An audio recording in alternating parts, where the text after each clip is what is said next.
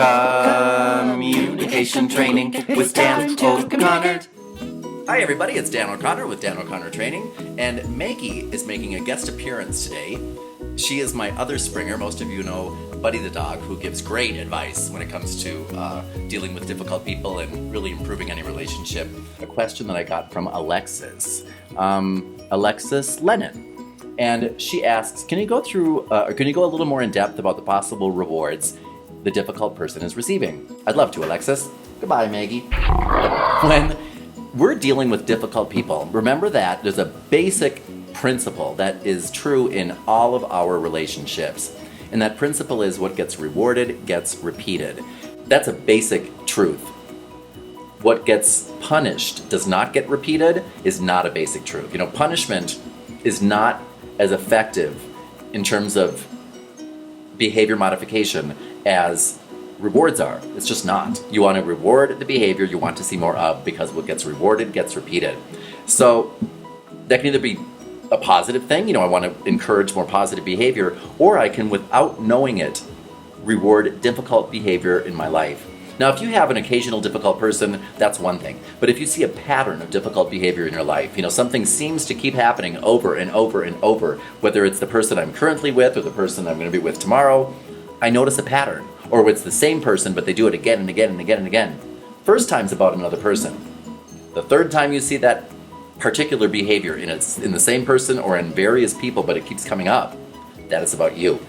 It's not always clear what rewards we're giving to difficult people are, but guaranteed, if the difficult behavior keeps happening, continues over and over again, we are rewarding difficult people. And for example, sometimes my mother, God bless her, I love her, can't live without her. Sometimes she's the personality type that if she's bored, or if she's upset about something else, or if she's happy, she's looking for a fight.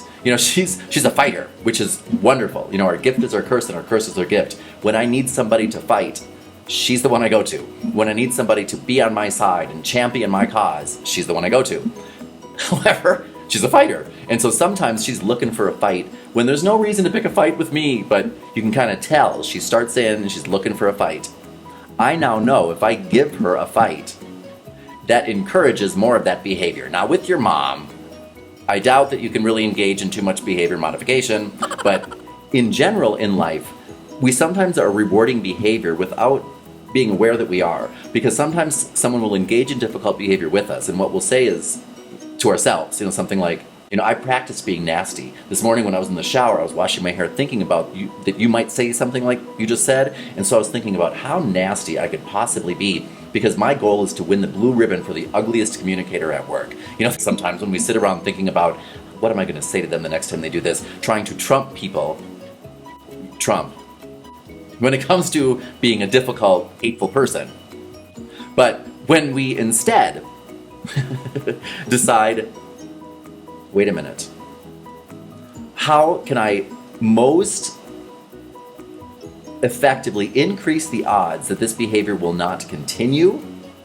What has been proven over and over again is to take away whatever reward I would give them, or am giving them, or have been giving them. So the reward is always different, but common rewards, Alexis, are things such as I engage with them, meaning they're looking for a fight, or they're looking to spar. It's fun for them to be difficult. They like a challenge, so they might test you, give you a poke in the chest, for example, looking for you to give them a poke back. We don't have to engage. And remember that not engaging doesn't mean you're going to be passive and weak and let the behavior continue.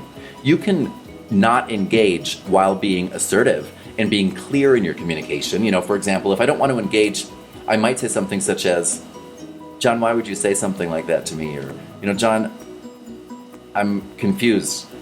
I don't understand what you're really saying. Or, John, are you trying to say XYZ? Are you trying to say that you don't like me, that you don't, whatever it may be? Now, that's just one thing. There are many different ways. But I want to be clear in my communication without being passive-aggressive or engaging in difficult behavior. But I was just reading another comment from a viewer who was saying that one of their friends is constantly questioning them, saying something like, where did you get that information? When did you read it? Who wrote that article? How many people were surveyed? If they're talking about a fact that they just learned, their friend is constantly questioning them, and it frustrates them. And it should, because when we have somebody who's a challenger is somebody who knows the laws of power in relationship, whether it's on a subconscious level or whatever. The person who asks the majority of questions in any relationship is the one with the perceived power. So many of us who have challengers in our life really have people who feel impotent, somehow powerless, and so they go around asking people questions to somehow try and regain the sense of power that they feel that they lost or that they never had. And when you're dealing with a challenger, for example, somebody who asks you a lot of questions, don't answer them.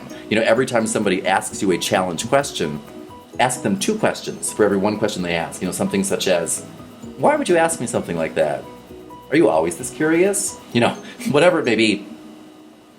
There are many different rewards. It is up to you, Alexis, to really see what it is, but it's the reward that you're giving. An exploder looks for somebody to lose control with them. We want other people to feel the way we feel. So if you're feeling really good, you want somebody to feel good. If somebody's exploding on you for what appears to be no reason, it's because they feel bad. They want you to feel bad with them.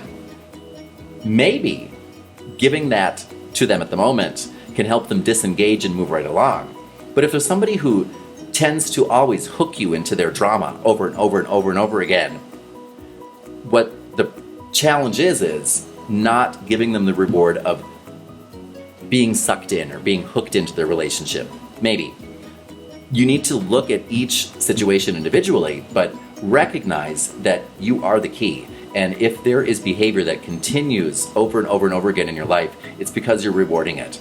It could be maybe that, I had a woman tell me recently about her boss who's always making demeaning comments. Well, what are you doing to reward those comments? And she said, I don't do anything to reward them. And I said, well, evidently you do, because they keep happening. And when you take away the rewards, that does not keep happening. It just doesn't. When somebody is not getting the satisfaction they're looking for, it's kind of like when you go to an ATM machine. If you put in your card and you didn't get any money and you didn't get your card back, you would never go back to that ATM machine. But a lot of us are like walking ATM machines where people walk up to us and they push our buttons and stand back and wait for a payout and we give it to them. Don't do that. So a reward could be, for example, that I'm letting a time sucker suck some of my time every single day, so they keep coming back. But in your life, for example, Alexis, ask yourself, what are you referring to if you say things such as, every time they yada yada, I do this, that, or they are always doing XYZ to me. Boy, they never XYZ. Or, what are the situations in which you may find yourself describing them in terms such as, well, so-and-so's always yada yada. Or every time I see them, they do this, that, and the other. Those are the situations in which you need to pause and say, well, if they're always doing that, what am I doing to satisfy whatever need it is that is producing this difficult behavior to begin with? And that is really what's behind the simple principle, what gets rewarded gets repeated. So for more tips like this, stop by DanO'ConnorTraining.com. Make sure to subscribe to this channel. And for everybody here at Dan O'Connor Training, along with Buddy and Maggie, this is Dan O'Connor, signing off.